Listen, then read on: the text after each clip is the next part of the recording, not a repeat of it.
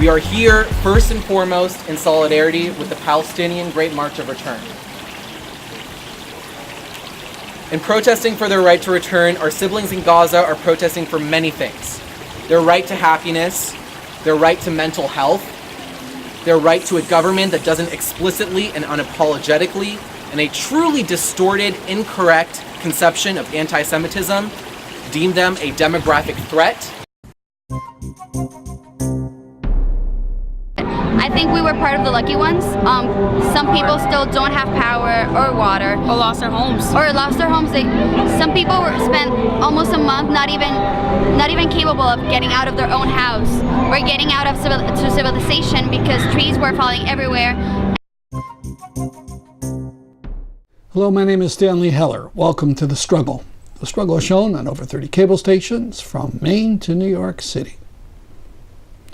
We start with a protest in New Haven and at Yale over the killings and maimings of Gaza Palestinians.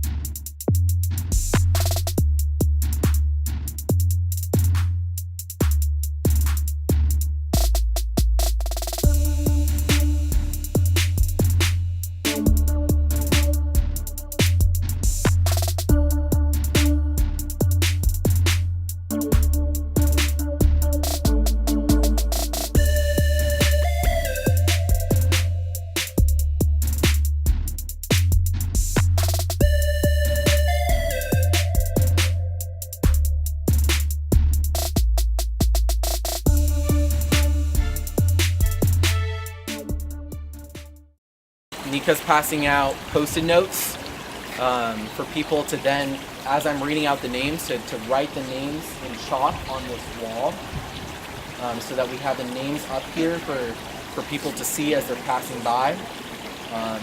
Even though these lives were stolen, their names live on, right? Their resistance lives on, right? Their legacy lives on, and that's part of the reason that we're here today.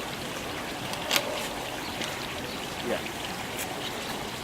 Since late March, tens of thousands of people have bravely protested their racist intergenerational incarceration within Gaza Strip prison walls and fences. Our siblings in Gaza are demanding their right to return to the land, communities, and homes that were stolen from them. We are here first and foremost in solidarity with the Palestinian Great March of Return.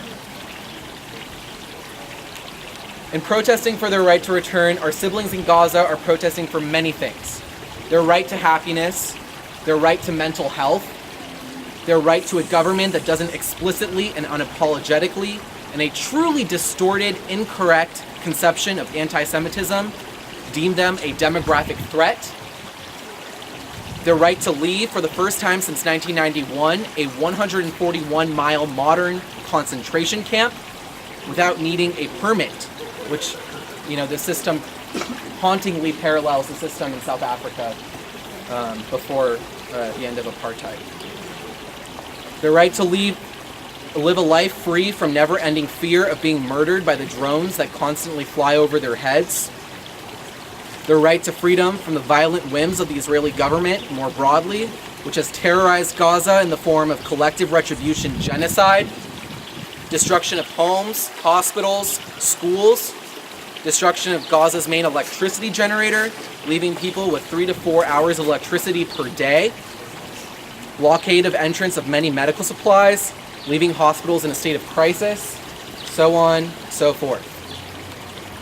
As many of us know, protests started on March 30th, Land Day, when 42 years ago the Israeli government shot and killed 6 Palestinian citizens of Israel as they were protesting the state-sanctioned theft of their land. It will last until May 15th, the 60th commemoration of Nakba Day, catastrophe, when 700,000 Palestinians were forced and expelled from their homes, and hundreds of Palestinian towns and villages were racially cleansed. Our brave activist siblings in Gaza have been met with nothing but brutal disrespect and disregard for their humanity by the Israeli and American governments and the global community more broadly. The Israeli government planned in advance to murder protesters. The Israeli defense minister said that there are no innocent people in Gaza. This is a population of 1.8 million people, 1.3 million people being refugees. About half the population are children. And the Israeli defense minister said that none of them are innocent. My name is Rula Sharkawi, or in Arabic it's called Rula Sharkawi. I am a Palestinian Israeli, which means that I'm one of the people who stayed in Israel during the 48 independence war of Israel. I'm 22. I wasn't born during the first or second Intifada. I wasn't born during the 67 war, or I'm not from Khan Yunis in Gaza. I can't speak from the perspective of Palestinians or the hardships that they're living right now or what's happening in Palestine. But I can speak from my perspective as a Palestinian living in Israel. And what I can say is that I was born into this conflict, and I've seen so many lives being taken for this cause, for just my people wanting freedom, wanting to live in peace and dignity, which is something that the basic rights that anyone could ask for, and they're being killed for it. No one, not a child, not a woman, not any of the young people who are being killed for this deserve that. And we could be like taking the victim role. We could cry, but that's not really what I want to see in the future. And as a person who's really like studying and wanting to get my degree and like wanting a better future for myself and my children, I want that to be the same thing for Palestinian children and women and men, because I think that they deserve that as every other person. And hi, my name's Layla. I'm a junior here. I work at the Women's Center, and about a month ago, a couple Palestinian folks from the International Solidarity Movement came to visit us and speak to us, and I just wanted to share some of the stuff that they talked about. The first is that when we think about Palestine, we need to think about Palestinian-led resistance for Palestine. It's not a question of pity, but it's a question of recognizing that what's being developed by Palestinians in order to resist the brutal atrocities being committed there is just is more powerful than all of the militarized techniques being exported from this region and used to terrible effect there and elsewhere in the world. So they told many stories about olive trees as a way of explicating the relationship of Palestinians to the land and some of the mutilation that is occurring there. Olive trees need a huge amount of care, particularly when they're first growing, so the raising of olive groves has extraordinarily bad effects on people. It's such that olive trees are uprooted and planted in illegal Israeli settlements to give the idea that they are supposed to be there or growing there. Images of trees hacked to pieces. Thinking about that as a way of concentrating our thought about what this land means, what this region means, and the ways in which it's settled is like a grotesque uprooting of people. But then this big thing about the international solidarity movement being the tactical use of international bodies to escalate, de-escalate, protect Palestinian-led resistance, and thinking about that as an essential entry point for us. Whilst we talk about weaponry, whilst we talk about the IDF, the way that IDF trains US police force to commit atrocities here, we also should think about what we can learn from here and how this, as the beginning for Yale, as hopefully a reawakening for us in terms of working here, that we need to be thinking about what strategies we can learn from these people who are working so hard against such horrific massed forces, and think about how we need to step up, how we need to learn from them, and how we need to fully commit, dedicate ourselves to this. As say the New Haven Vigil that's been going on since 1999, we need to remember this legacy and work with them, learn with it, put ourselves on the line. So I invite everyone to seek out the International Solidarity Movement, try to figure out how we can really grow this, bring people in, learn from it, and and always remembering that this is something that we need to see around us every day. It's too easy to forget. Like the level of violence being perpetrated there is something that's hard to keep in your brain at every moment. But look around here, like look around at this walled, fortified place, and just remember what's going on, and talk to one another, learn, keep seeking out. That's all I got. Thank you. There's another piece of legislation that we can support that's a pro-Palestinian piece of legislation in Congress, and that is H.R. 4391. It's a bill that was introduced by Betty McCollum, Democrat from Minnesota, and that bill would simply do this. It would simply say to the State Department, you have an obligation to audit the $3.8 billion that we give to Israel each year to make sure that that money is not used for the arrest and detention of Palestinian children throughout the West Bank. As you know, in the West Bank, they're under military occupation. They're under a military government, right? They do not have due process. These kids, if they're involved in demonstrations or protests, they get arrested in the middle of the night. Soldiers come into their home, take them out, blindfold them, bring them down to a location far away, and then try to talk to them about signing, some kind of a statement that's in Hebrew, a language that they don't even speak, right? So this is 500 to 700 children are arrested every year in the West Bank. And this bill would simply say that we have to audit to make sure that our money is not used for that purpose. I want to talk about the right to return. You've heard the Great Return March. What's the return about? Now, in 48, Israel declared independence, but in 47, the Zionist forces were already driving Palestinians away from their homes, forcibly, with massacres and threats. And this continued on. Huge numbers, 800,000 people forced to leave their homes. We have a term for that now, ethnic cleansing. The United Nations said these people had a right to return to their homes. It happens after wars. The war is over, the armistice happens, people go back to their homes. We were never allowed that. In 1967, there were thousands more when Israel took over the West Bank and Gaza. There were more refugees. And there are millions all around the world. So the right to return, to go back to their towns, their homes, their cities, is something that has never been abandoned by Palestinians. And in a lot of their art, they'll have a picture of a key, because many took the keys to their homes. And they're quite serious about this.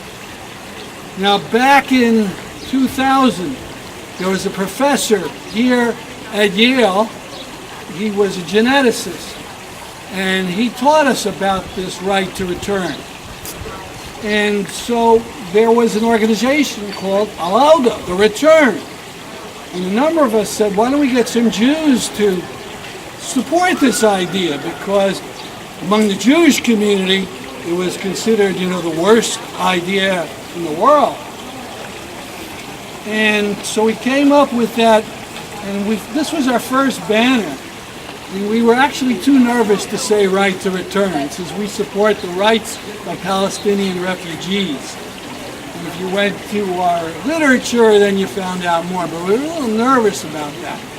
But we continued with that effort. In a couple of years, we had 500 Jews from around the world supporting it, and we were saying it right out front, the Palestinian right to return. Now, 3 years ago, Jewish Voice for Peace had to consider that idea. And at their Baltimore convention, to my absolute delight, when the proposal was made, every single person, there were 700 people standing up for Palestinian right to return in that auditorium in Baltimore. And this is something that we have to understand.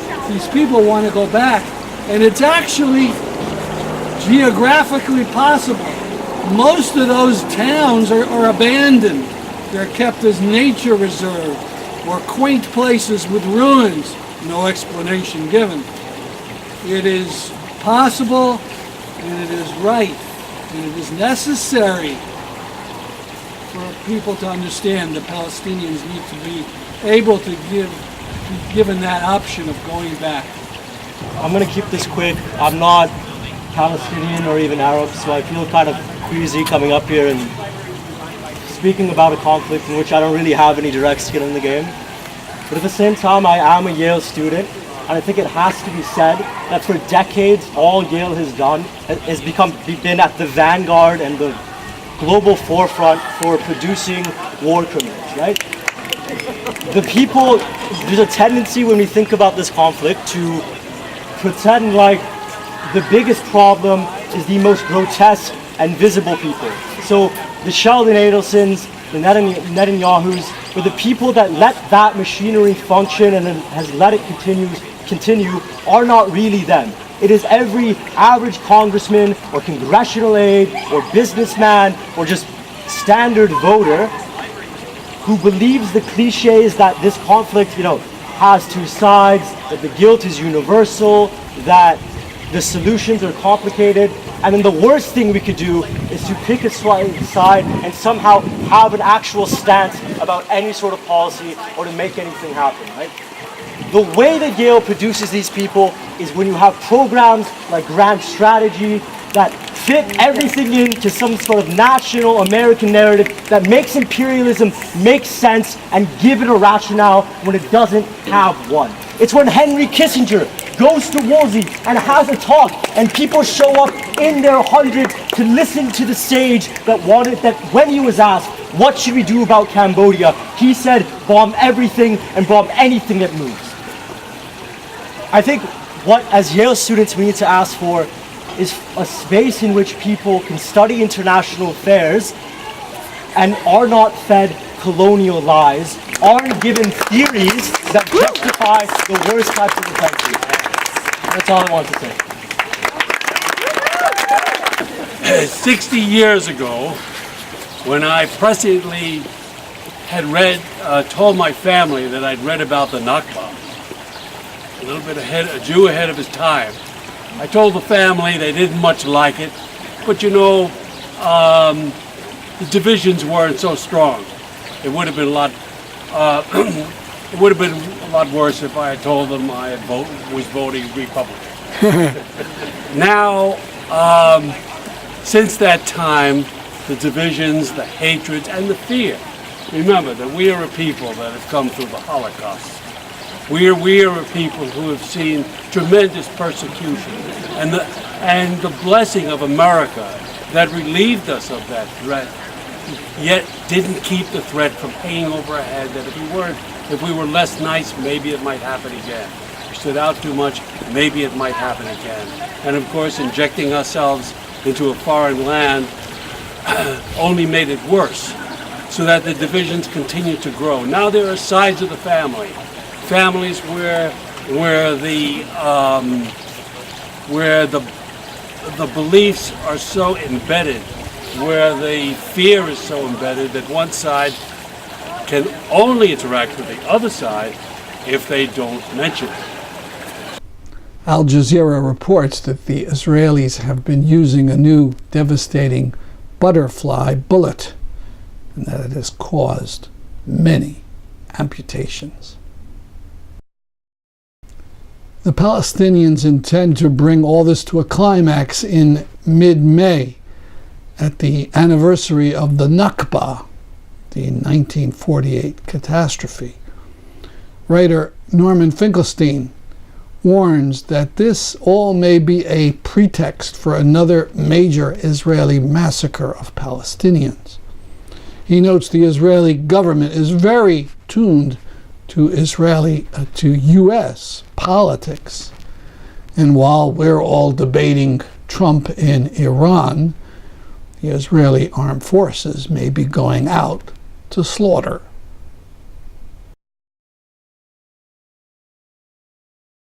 Dareen Tatour has been in Israeli prisons and under house arrest for nearly 3 years.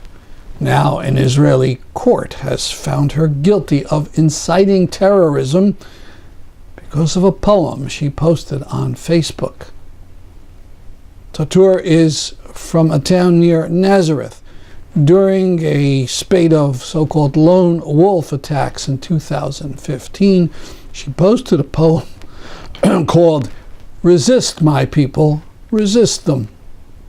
This was judged a crime, as also was her graphic that she posted a year earlier in 2014.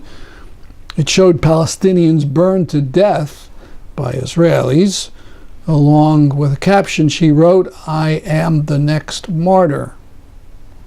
150 famous poets and literary figures from around the U.S. had called for her release, to no avail. Just a note about the word martyr. People freak out these days when they hear that word, assuming it means suicide bomber. Of course, martyr has a long and honorable tradition. It was used to describe Christians who suffered for their faith. It was also used more recently by Americans, talking about labor leaders and radicals who were murdered. Martyr means victim. In Syria, this is a picture of a hospital in Hawa on May 1st. This is the same hospital on May 2nd, obliterated by Assadist or Russian bombs. And this news: Trump has apparently stopped U.S. help for the white helmets. No formal announcement, but the money has stopped. The white helmets are Syrian rescue workers who dig people out of the rubble, often at the cost of their own lives. This and other Syrian news and the continuing struggles of the Syrian people will be discussed in Brooklyn on Monday in the evening on May 21st at Brooklyn Commons. Anand Gopal, a journalist and author just back from Syria, will be the featured speaker. Gopal's book on Afghanistan was nominated for the Pulitzer Prize. See PE Peace for details. For a number of years, we marked May 12th as Iraq Genocide Memorial Day, remembering the night in 1996 when Madeleine Albright, then Clinton's ambassador to the UN, appeared on 60 Minutes and defended the sanctions against Iraq, which had caused the deaths of 500,000 children. She said they were worth it. For years in the 90s, we held this banner at rallies, as 4,000 to 5,000 kids would die each month in Iraq. Unbelievably, being an accomplice to genocide has not dimmed Madeleine Albright's reputation among the ruling elite. They've published her new book, and the editors at the New York Times gave her op-ed space to prattle on about world affairs.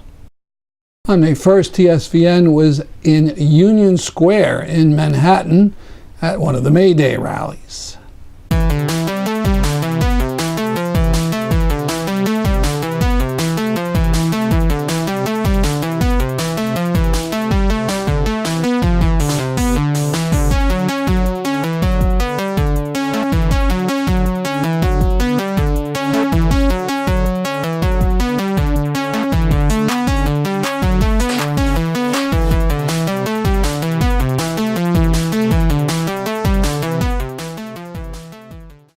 We interviewed two young women who had come from Puerto Rico after the devastating hurricane and the inability of Trump's America to rebuild and restore normal life to that island. I was home with my family, with my parents, my brother. It was very scary. The wind and the rain and how the trees were like falling everywhere and the uncertainty of everything. But I think that what was most like scary was after the hurricane, the silence that came after the wind stopped. It's the effects that When you knew, when you didn't know what was going on, when you couldn't call anyone because there was like no signal, no power, no water. You didn't know if the people you love had died. You didn't know anything. So I guess the uncertainty of everything and not knowing was like the worst part. And actually having all that happen sounds really bad, but I think we were part of the lucky ones. Some people still don't have power or water. Or lost their homes. Some people spent almost a month not even capable of getting out of their own house or getting out of civilization because trees were falling everywhere and the paths were covered in trees and no one could go get help. So that's how a lot of people died. You were there too during the hurricane? We were both there. But fortunately, we weren't in the middle part, in the mountains part, which is the part that still doesn't have water or power, which is the part we're fighting for now because it's unheard. They don't have a voice right now. People don't care about it because it's not a metropolitan area, it's not a business area, and they still don't know that it's the way it started. It's just the same. When you say they don't have water, what do they do for water? Well, for example, my grandparents don't have water or power yet. So they created this system on their own where they get water from whenever it rains and they store it in big barrels. And they filter it so they can like drink it and use it. It's become the normality. It's okay to do that now. They give workshops on filters, homemade filters, so you can get water from the sky and use it as your own because there's just no other way. We actually, right now people still don't have water, but like in October, November, we had to like wait for it to rain in order to shower because we didn't have water. And it was like really, really bad, you know? And just to think and look back at it, like being here, it's like, for us it was normal, but when you're here, it's like, it's not normal. You're not supposed to wait for it to rain in order to have water, to drink, or to have a shower, you know? Yep. And electricity still is not there in the mountain? No. Yet. Some have it already, but they are counting it really incorrectly. As long as one sector of one town has power or water, they count it as if that town was completely okay. That's our program for today. See you next week at this time. I'm Stanley Heller for The Struggle.